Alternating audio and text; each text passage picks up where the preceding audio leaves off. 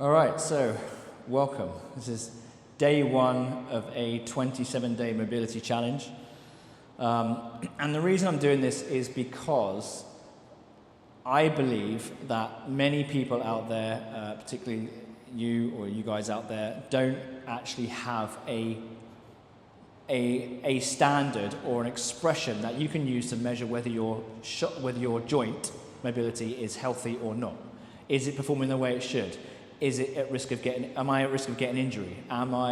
Is it the reason for my pain if I'm currently injured? Okay, so this is why I want to go through this 27-day. I want to challenge you to see if you can perform all these mobilizations. And if you can't, it might be a bit of an eye-opener, and then you'll see where I go with it from there. But without further ado, let's get straight into it. So the first one we're going to focus on today is the shoulder, and the standard I use to measure healthy shoulder function and range of motion, and particularly scapular-thoracic integration, is the seated wall slide. Okay, so we're talking about this overhead position, flexion, full flexion, full external rotation in that overhead position. And it's very common to see restrictions up there, particularly from people, as we'll go into it, I'll explain, particularly from people who are desk-bound in the office all day, powerlifters, these guys are very tight, bodybuilders, and generally people who have a low level of education about training.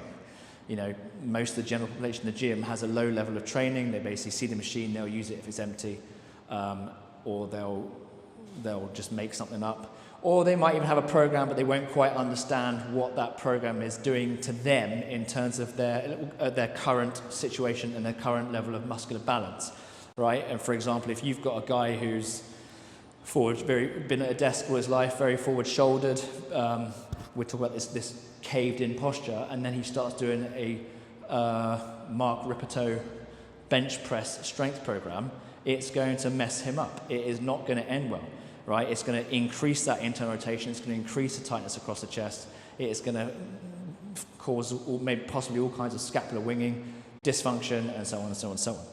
So let's put you down. I'll show you the first standard that I use to measure this mobility with my clients, my athletes, my patients from physical therapy.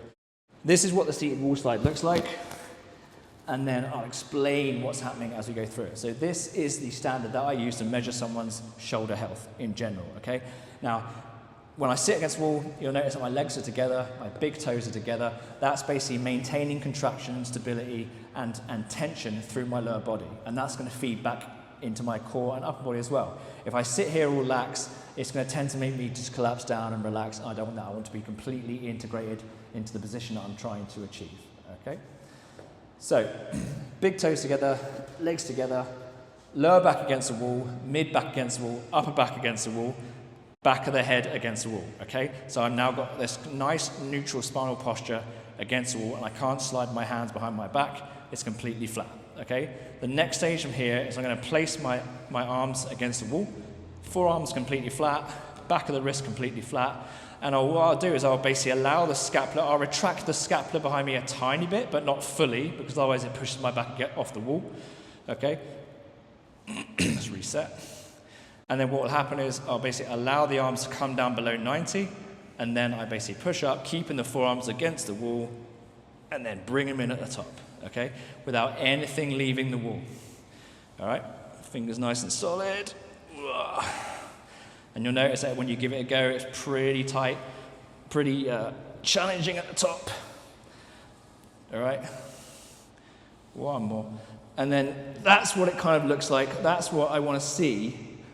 That end range position there, that's what I want to see when I'm siding someone off, or when I'm happy with something like that, like you've got really good shoulder mobility, like really good, perfect performance, okay? Or what I would class as optimal mobility. Not too much, not too little. Remember, there's a continuum between the mobility and strength and flexibility continuum, or strength and stability. So if we're too mobile, we lose stability on those high ends of force transfer. If we're not mobile enough, we can produce a lot of strength, and we're stable, but we're very fragile. So if we push past that level of stability, we enter the fragility zone, where we can just as easily break something as a really flexible, unstable person. Okay, so there is a balance between. That is called optimal mobility. Okay, so That's what it will look like doing it well. What it looks like bad from someone who's got tight internal rotators, or someone who's got really poor thoracolumbar integration or scapulothoracic positioning, like kyphosis, winging scapula, yada, yada, yada. They will have trouble even getting these arms back. And as they're trying to push that, they'll get the head back, but it'll look like this. It will really challenge them, okay? So that's already level 1, all right? Not only that, but if they do have a bit of impingement, which in that case they probably would, if they're in that position already, they'll try and put their arms back against the wall and they'll feel that pinch right in the back of the shoulder because they're pushing against and outside that scapular plane, okay? So the other one you'll see is as they come down, this is particularly with bench presses, as they come down past that 90-degree line, their hands will rock forward. They don't have that external rotation below that 90-degree level because usually that indicates a subscapularis shortness or tightness, okay? So that can really interfere with those external rotator mechanics, particularly on that low level.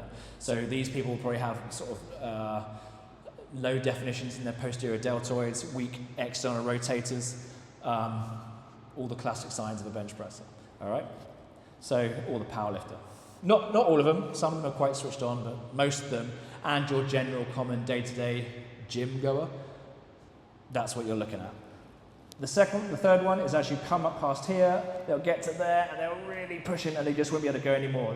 They'll fatigue, their hands will come off, and as they come off, they'll feel a massive activation in the upper mid traps because their spine just hasn't been asked or demanded that position for the longest of time. Okay, so forgive me for the few stops and starts. This is my first video, but there's more to come. Like you've got 27 days. And what I'll do is I'll put the access to the website on the end of the video so you can see more about what I do, how I work with people, the actual reprogram itself, and find out a bit more about me as well. So stay tuned and check this out.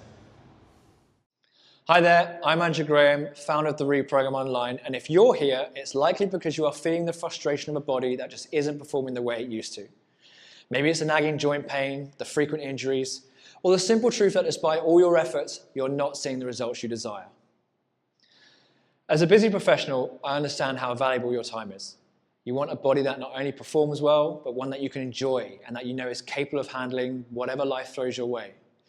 Yet, finding the right path in today's fitness industry is like navigating an untamed jungle of misinformation, quick fixes, and empty promises, often leaving you frustrated or worse. That's why I created the Reprogram, a comprehensive training system designed to not only build a strong athletic physique, but to do it in a way that prioritizes injury prevention, joint health, and longevity. By merging concepts from physical therapy and strength and conditioning, the Reprogram targets and alleviates the very issues that are keeping you from moving forward. Starting with our free mobility assessment, we will identify these issues, as well as your potential risk of injury, and design your training program based on your results. You see, many people think they need more, but often what they really need is better. It's not about lifting the heaviest weight or doing endless reps. It's about focusing on what truly matters so that you can build a body that's not only aesthetic, but resilient. A body that works with you, not against you. The Reprogram is built for men who understand that their body is their most valuable asset and who refuse to let joint pain and past injury dictate their future. Using the 3-stage training system, you'll regain your mobility, correct muscle imbalances, and improve your posture, all with minimal equipment. I mean, imagine a life where you're not just managing pain, but actually eliminating it and getting stronger every day. Believe me, I understand the frustration of trying to stay active when your body seems to resist every step. But with the right approach, that frustration can quickly turn into fuel for change. The Reprogram is designed to respect your time and deliver results in a way that actually teaches you about your body. So, are you ready to break the cycle and unlock your potential? Then I invite you to start your journey today. Remember, this is about you, investing in your future, your health, your quality of life. Click the Get Started button to begin your free mobility assessment. I'm Andrew Graham, and I'm here to help you banish pain, optimize mobility, and unleash strength, one step at a time. Let's get started.